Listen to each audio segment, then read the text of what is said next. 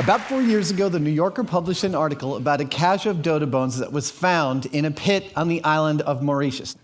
Now, the island of Mauritius is a small island off the east coast of Madagascar in the Indian Ocean, and it is the place where the dodo bird was discovered and extinguished all within about 150 years. Everyone was very excited about this archaeological find because it meant that they might finally be able to assemble a single dodo skeleton. See, while museums all over the world have dodo skeletons in their collection, nobody, not even the actual Natural History Museum on the island of Mauritius, has a skeleton that's made from the bones of a single dodo.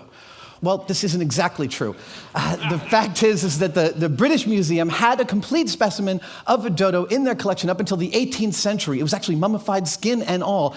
But in a fit of space-saving zeal, they actually cut off the head and they cut off the feet and they burned the rest in a bonfire. If you go look at their website today, they'll actually list these specimens saying the rest was lost in a fire. Not quite the whole truth. Anyway, the frontispiece of this article was this photo. And I'm one of the people that thinks that Tina Brown was great for bringing photos to the New Yorker because this photo completely rocked my world. I became obsessed with the object, not just the beautiful photograph itself and the color, the shallow depth of field, the detail that's visible, the wire you can see on the beak there that the conservator used to put this skeleton together. There's an entire story here.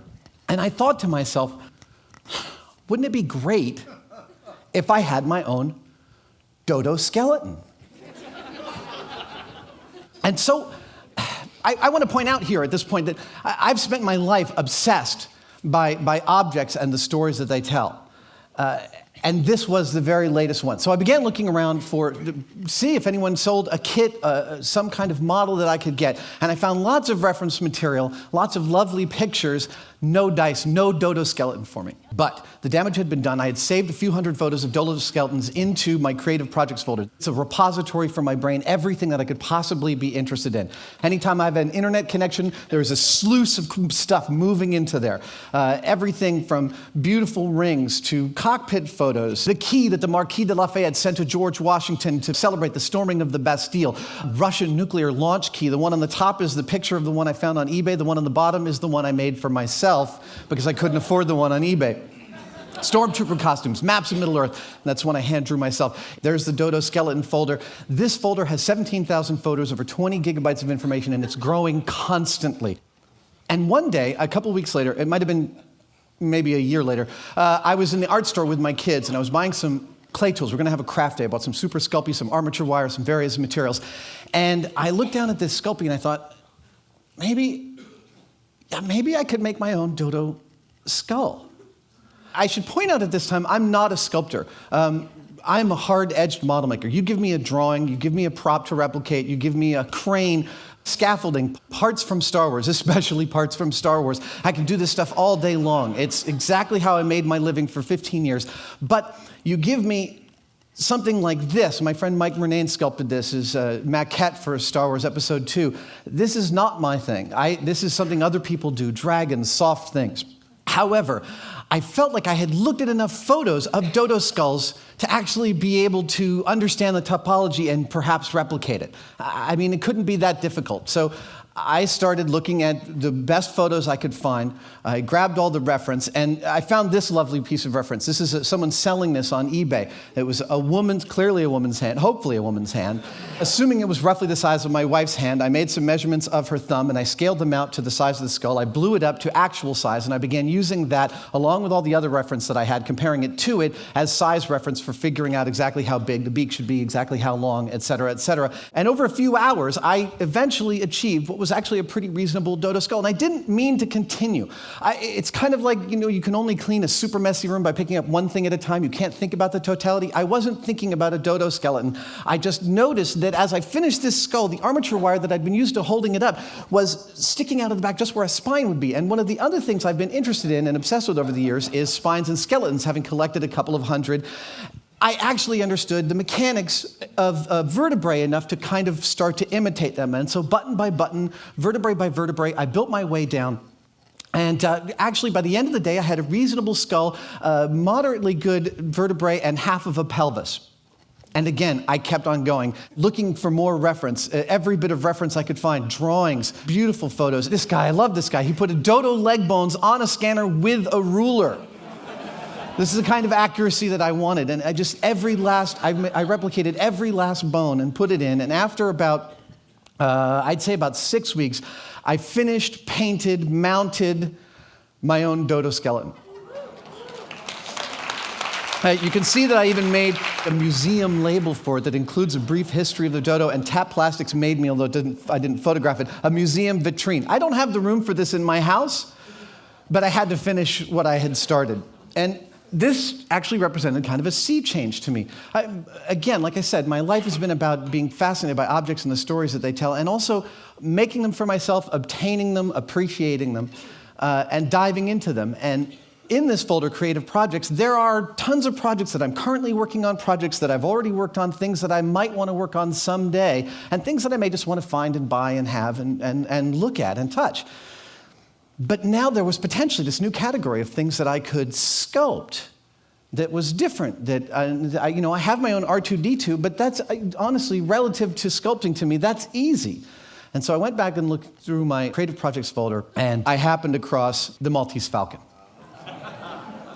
Now, this is funny for me to fall in love with an object from a Hammett novel, because if it's true that the world is divided into two types of people, Chandler people and Hammett people, I am absolutely a Chandler person. But in this case, it's not about the author, it's not about the book or the movie or the story, it's about the object in and of itself. And in this case, this object plays on a host of levels. First of all, there's the object in the world. This is the Kniphausen Hawk. It is a ceremonial pouring vessel made around 1700 for a Swedish count, and it is very likely the object from which Hammett drew his inspiration for the Maltese Falcon. Then there is the fictional bird, the one that Hammett created for the book. Built out of words, it is the engine that drives the plot of his book, and also the movie, in which another object is created, a prop that has to represent the thing that Hammett created out of words, inspired by the Kniphausen Hawk, and this represents the falcon in the movie. And then there is this fourth level, which is a whole new object in the world. The prop made for the movie, the representative of the thing, becomes in its own right a whole other thing, a whole new object of desire. And so now it was time to do some research. I actually had done some research a few years before. That's why the folder was there. I bought a really crappy replica of the Maltese Falcon on eBay and had downloaded enough pictures to actually have some reasonable reference. But I discovered in researching further, really wanting precise reference, that the bird one of the original lead birds had been sold at Christie's in 1994. And so I contacted an antiquarian bookseller who had the original Christie's catalog, and in it I found this magnificent picture, which included a size reference. I was able to scan the picture, blow it up to exactly full size. I found other reference. Avi Chekmayan, a New Jersey editor, actually found this resin Maltese Falcon at a flea market in 1991. Although it took him 5 years to authenticate this bird to the auctioneer's specifications, because there was a lot of controversy about it. It was made out of resin, which wasn't a common material for movie props about the time the movie was made. It's funny to me that it took a while to authenticate it, because I can see it compared to this thing, and I can tell you it's real. It's the real thing. It's made from the exact same mold that this one is. In this one, because the auction was actually so controversial, Profiles in History, the auction house that sold this, I think in 1995 for about $100,000, they actually included, you can see here on the bottom, not just a front elevation, but also a side, rear, and other side elevation. So now I had all the topology I needed to replicate the Maltese Falcon. What did I do? How do you start something like that? I really don't know. So what I did was, again, like I did with the dodo skull, I blew all my reference up to full size. And then I began cutting out the negatives and using those templates as shape references. So I took Sculpey and I built a big block of it, and I passed it through until I got the right profiles. And then slowly, feather by feather, detail by detail, I worked out and achieved, working in front of the television in Super Sculpey. Here's me sitting next to my wife.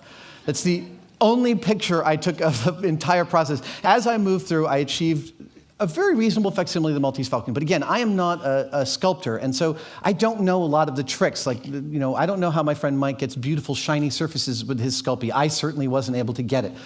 So I went down to my shop, and I molded it, and I cast it in resin. Because in the resin, then, I could absolutely get the glass smooth finish. Now, there's a lot of ways to fill and get yourself a nice smooth finish. My preference is about 70 coats of this. matte black auto primer. I spray it on for 3 or 4 days. It drips to hell, but it allows me a really, really nice, gentle sanding surface, and I can get it glass smooth. Oh, finishing up with 000 still wool. Now, the great thing about getting it to this point was that because in the movie, when they finally bring out the bird at the end and they place it on the table, they actually spin it. So I was able to actually screenshot and freeze frame to make sure, and I'm following all the light kicks on this thing and making sure that as I'm holding the light in the same position, I'm getting the same type of reflection on it. That's the level of detail I'm going into this thing. I ended up with this, my Maltese Falcon. And it's beautiful. And I can state with authority at this point in time when I'd finished it, of all of the replicas out there, and there's a few, this is by far the most accurate representation of the original Maltese Falcon that anyone has sculpted. Now, the original one, I should tell you, was sculpted by a guy named Fred Sexton. This is where it gets weird. Fred Sexton was a friend of this guy, George Hodel, terrifying guy, agreed by many to be the killer of the Black Dahlia. Now, James Ellroy believes that Fred Sexton, the sculptor of the Maltese Falcon, killed James Ellroy's mother. I'll go you one stranger than that. In 1974, during the production of a weird comedy sequel to the Maltese Falcon called The Black Bird, starring George Segal, the Los Angeles County Museum of Art had a plaster original of the Maltese Falcon, one of the original 6 plasters, I think, made for the movie, stolen out of the museum. A lot of people thought it was a publicity stunt for the movie. John's Grill, which actually is seen briefly in the Maltese Falcon, is still a viable San Francisco eatery, counted among its regular customers Alicia Cook, who played Wilmer Cook in the movie, and he gave them one of his original plasters of the Maltese Falcon, and they had it in their cabinet for about 15 years until it got stolen in January of 2007. It would seem that the object of desire only comes into its own by disappearing repeatedly. So here I had this Falcon, and it was lovely. It looked really great. The light worked on it really well. It was better than anything that I could achieve or obtain out in the world, but there was a problem. And the problem was that I wanted the entirety of the object. I wanted the weight behind the object. This thing was made of resin, and it was too light. There's this group online that I frequent. It's a group of prop crazies just like me called the Replica Props Forum, and it's people who trade, make, and travel in information about movie props. And it turned out that one of the guys there, a friend of mine that I'd never actually met but befriended through some prop deals, was the manager of a local foundry. He took my Master Falcon pattern. He actually did lost wax casting in bronze for me. And this is the bronze I got back, and this is, after some acid etching, the one that I ended up with. And this thing, it's deeply, deeply satisfying to me. Here, I'm gonna put it out there later on tonight, and you can, I want you to pick it up and handle it. You wanna know how obsessed I am? This project's only for me, and yet I went so far as to buy on eBay a 1941 Chinese San Francisco-based newspaper in order so that the bird could properly be wrapped like it is in the movie. Yeah, I know.